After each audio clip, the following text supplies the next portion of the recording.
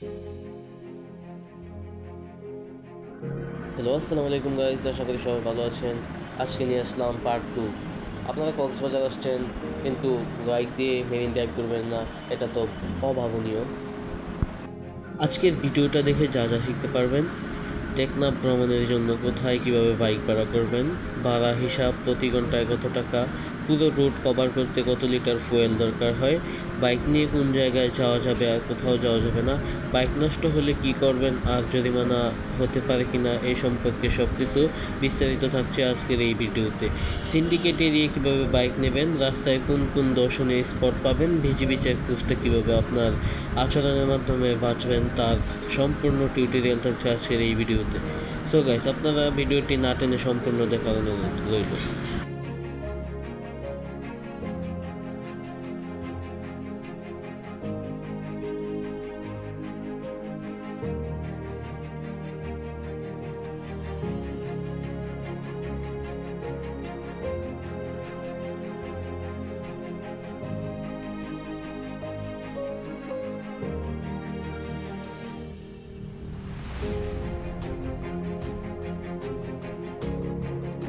আমরা সকাল সকাল উঠে ঘুম থেকে উঠে চলে গেলাম হোটেলের উদ্দেশ্যে এবং খাওয়া দাওয়া করে আমরা বাইক দ্বারা উদ্দেশ্যে চলে গেলাম সুগন্ধা বিচে। সুগন্ধা বিচ পয়েন্টে গিয়ে আমরা একটি দোকান থেকে বাইক ভাড়া নেওয়ার জন্য কথা বলতেছি।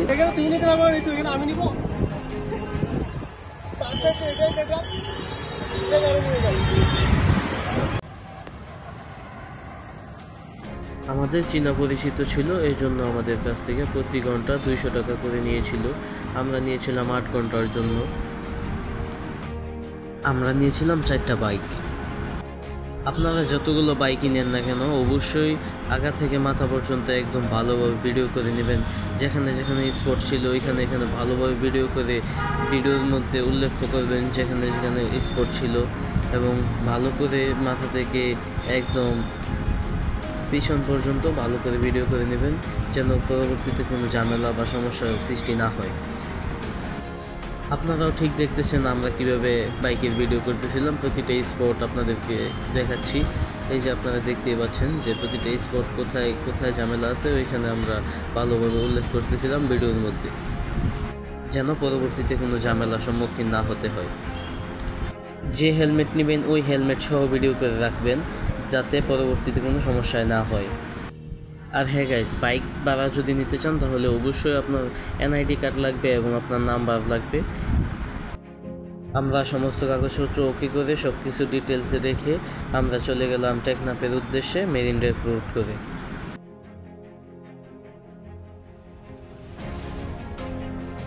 সকাল 10টার দিকে আমরা 4টি বাইক নিয়ে রওনা দিলাম টেকনাফের উদ্দেশ্যে।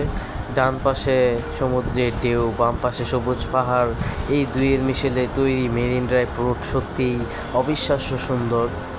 সমুদ্রের হাওয়া, ফাঁকা রাস্তায় বাইকের গতি আর প্রকৃতির রূপটাকে আমাদের ভ্রমণটাকে আরও দ্বিগুণ আনন্দময় করে দেয়।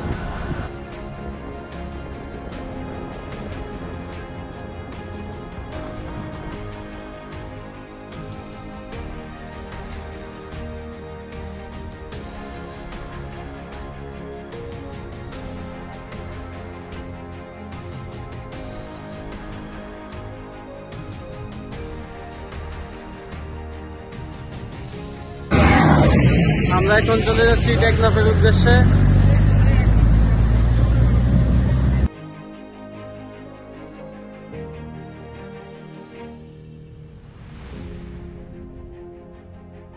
বেশি দূর যেতে না যেতেই বৃষ্টি নামে এবং বৃষ্টিও আমাদেরকে থামায় রাখতে পারেনি। আমরা এই বৃষ্টির মধ্যেই ছুটে চলেছি, কিন্তু কিছুক্ষণ যাওয়ার পর বৃষ্টির মাত্রা এত পরিমাণ বেড়ে যায় যে না থেমে আর উপায় নেই। তাই আমরা সবাই মিলে সব বাইকগুলো একসাথে রেখে আমরা কতক্ষণ রেস্ট নেই। আমরা প্রায় 10টার মতো বাইক নিয়ে এখন বৃষ্টির জন্য দাঁড়িয়ে আছি। আমরা টেকনাফ যাব। কতক্ষণ পরে বৃষ্টি থেমে যায় এবং আমরা আবারও যাত্রা শুরু করি টেকনাফের উদ্দেশ্যে। আপনারা দেখতে পাচ্ছেন ওই সাইডে হলিডে পাহাড়, মায়ানমার। এর সৌন্দর্য বাংলাদেশের মানুষকে আরও মলিন করে তুলেছে।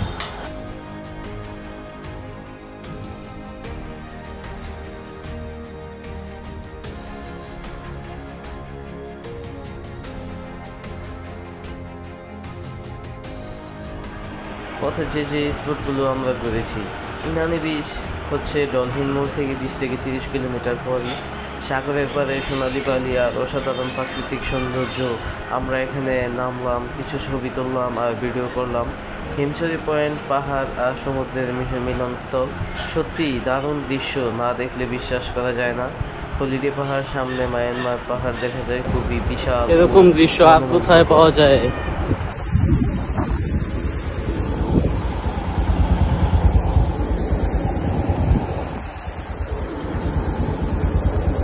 আমি চালাচ্ছি এখন রয়্যাল এনফিল্ড। এখানে আছে সূর্য এবং সাথে সমুদ্র, আর এই সাইডে আছে পাহাড়। খুবই মনোমুগ্ধকর একটা দৃশ্য।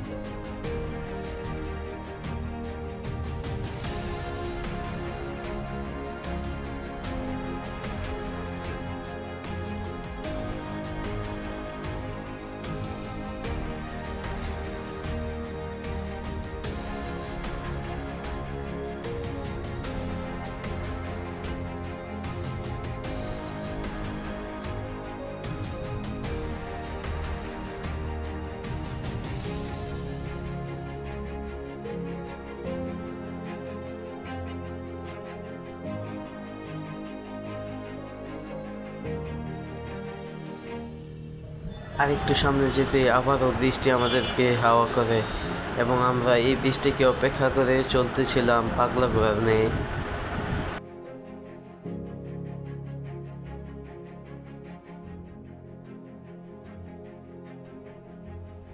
এবং আমরা চলে আসলাম অবশেষে টেকনাফ 0 পয়েন্টে। আমাদের উদ্দেশ্য হচ্ছে নেক্সট স্টেপে, ওইখানে হচ্ছে সাবরাং 0 পয়েন্ট। এবং আপনারা দেখতে পাচ্ছেন এখানে সম্পান নৌকা।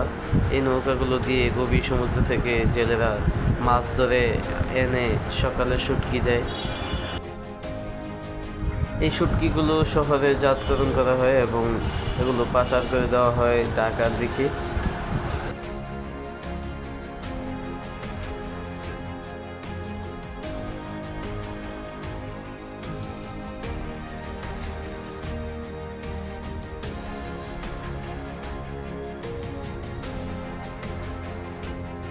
অবশেষে আমরা চলে এলাম সাবরাং 0 পয়েন্টে, এবং এখানে আমরা কিছু ছবি তুলে বিচ পয়েন্টে গিয়ে একটু ঘোরাঘুরি করে আমরা এবার রওনা দিব ডলফিন মোড়ের উদ্দেশ্যে। প্রায় 90 কিলোমিটার রাইডের পর আমরা একটু রেস্ট নিয়ে আবারও রওনা দিলাম ডলফিন মোড়ের উদ্দেশ্যে।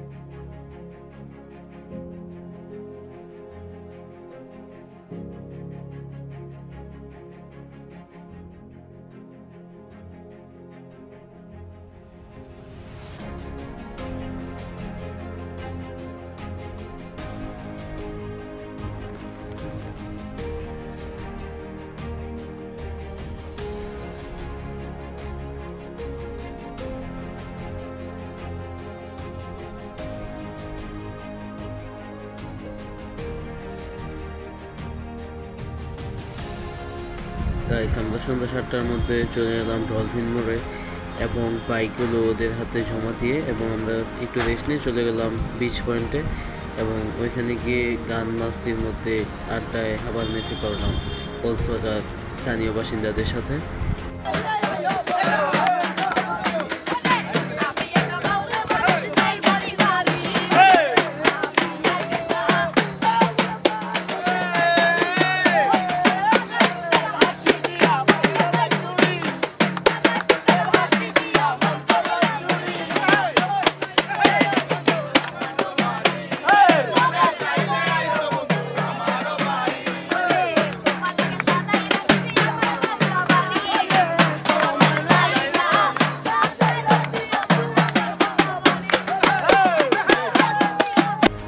গাইস পার্ট 2 এর ভিডিও ছিল এই পর্যন্তই।